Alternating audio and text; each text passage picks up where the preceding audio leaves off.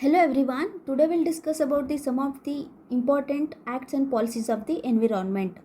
If you are not yet subscribed to my channel, please subscribe, like, share and comment. Okay, let us start.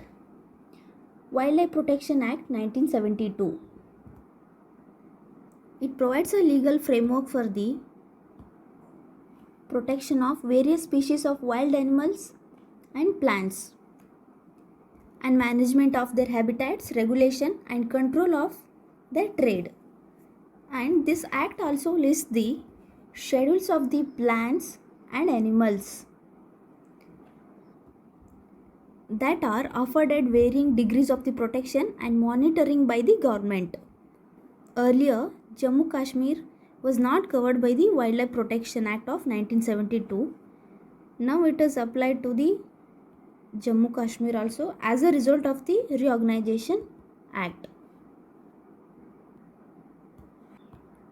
Okay, we'll see the constitutional provisions of this Wildlife Protection Act 1972. The 42nd Constitutional Amendment Act 1976, the forest and the protection of the wild animals and birds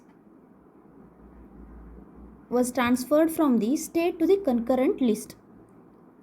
It is transferred from state to the concurrent list. And we also have the Article 51A of the fundamental duty to protect and improve the natural environment, including the forest and wildlife. Next one, Article 48A of the DPSP mandates that the state shall endeavour to protect and improve the environment and to safeguard the forest and wildlife of the country.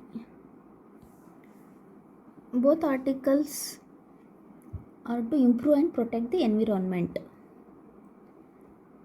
Okay, next we'll see schedules under this act.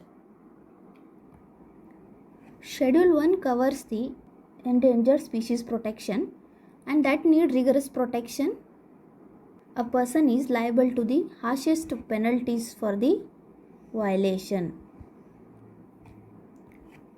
Species under this schedule are prohibited to be hunted throughout the India except under a threat to human life or in case of disease that is beyond recovery. We'll see the some of the animals listed under the schedule 1 includes the black buck, snow leopard, Himalayan bear and Asiatic cheetah. Schedule 2 covers the animals under this list are also accorded high protection with the prohibition on their trade. Some of the animals listed under this schedule 2 includes the Assami Mak, Himalayan bear, Indian cobra. Next we'll see schedule 3 and 4. Species that are not endangered are included under the schedule 3rd and 4. Okay, schedule 3rd and 4 are not included the endangered species. This schedule includes the protected species with hunting prohibited, but penalty is lesser than the first two schedules. Schedule 3rd includes the animals cheetah, barrel, hyena and sambar. And schedule 4 includes the flamingo, heads, falconers, kingfishers, mappy and Harshos crabs. Schedule 5. This schedule contains the animals that are considered as a vermin, means a small wild animals that carry diseases and destroy the plants and food. These animals can be hunted. Okay, it includes only 4 species of the wild animals: common crows, fruit bats and rats and mice. And the schedule 6, it provides for the regulation in the cultivation of specified plant and restricts its possessions, sale and transportation. It restricts the sale and transportation. Okay, we'll see some of the examples for this plants which are mentioned in the schedule 6: bedroom cycad, blue vanda and red vanda, and slipper orchids, pitcher plant, etc. Next we'll see Environmental Protection Act 1986 establishes the framework for the studying, planning and implementing the long-term requirements of the environmental safety. We'll see the powers of the central government. Environmental Protection Act 1986 empowers the central government to establish authorities and charged with the mandate of preventing environmental pollution in all its forms and to tackle specific environmental problems. And EPA, that is Environmental Protection Act, also empowers the government to plan and execute a nationwide program. And the central government also has the power to direct the closure, prohibition or regulation of any industry. And it also laid down the standards for the quality of the environment.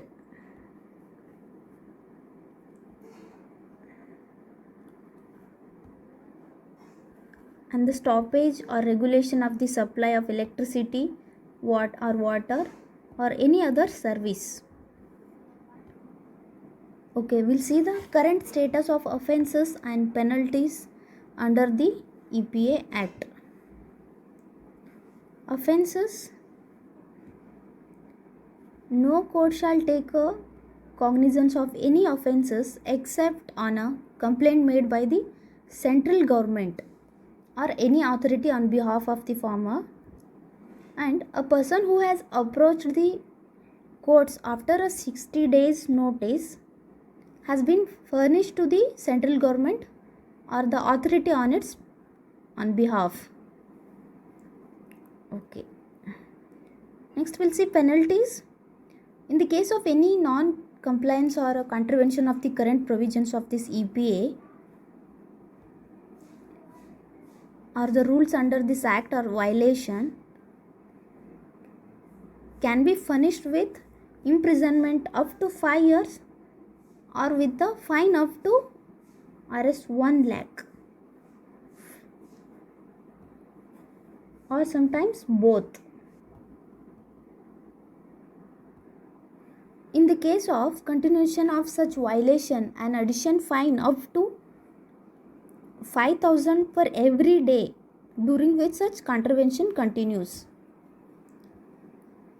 If the violation continues beyond a period of 1 year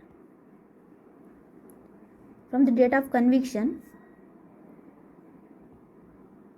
the offender can be punished with the imprisonment for a term which may be extended to 7 years. Imprisonment may be extend to the 7 years. We'll see the drawbacks of the Environment Act 1986. Complete centralization of the act. A potential drawback of this act could be the centralization.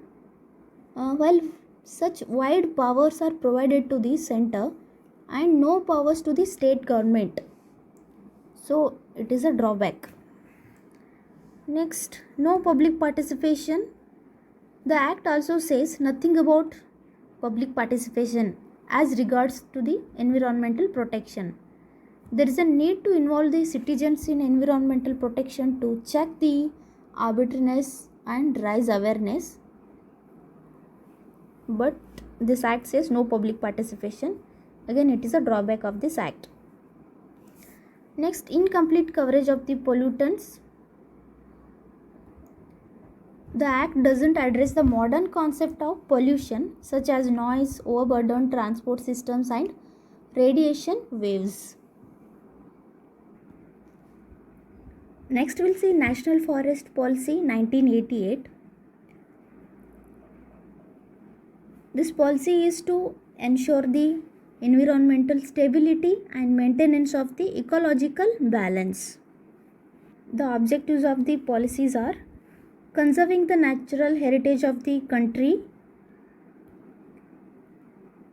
by preserving the remaining natural forest with the vast variety of fauna and flora, and checking the soil erosion and denudation in the catchment areas of rivers, lakes and reservoirs in the interest of soil and water conservation, and checking the extension of the sand dunes in the desert areas like Rajasthan and along the coastal tracts, increasing the substantially the forest or tree cover in the country through massive afforestation and social forestry programs, and also increasing the productivity.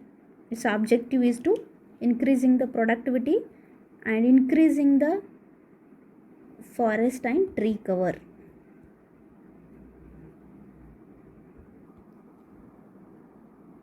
Okay, next we'll see Biological Diversity Act 2002.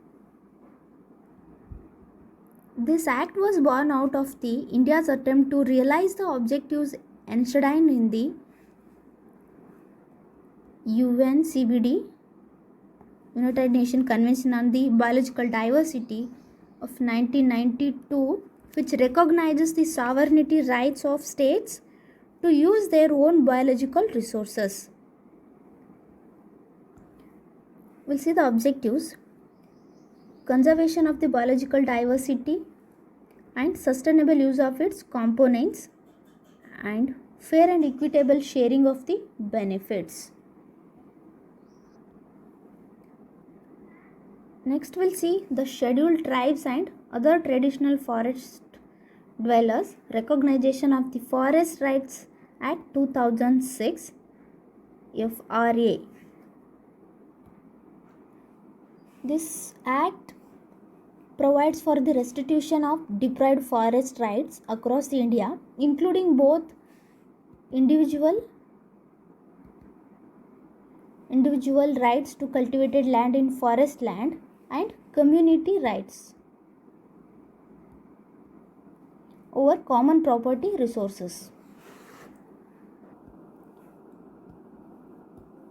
It covers both individual and community rights. This Forest Right Acts is a potential tool to empower and strengthen local self-governance and to address the livelihood security of the people.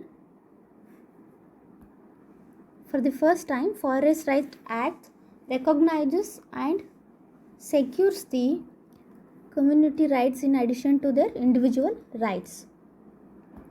This act also addressed the issues of conservation and management of the natural resources and conservation governance of India.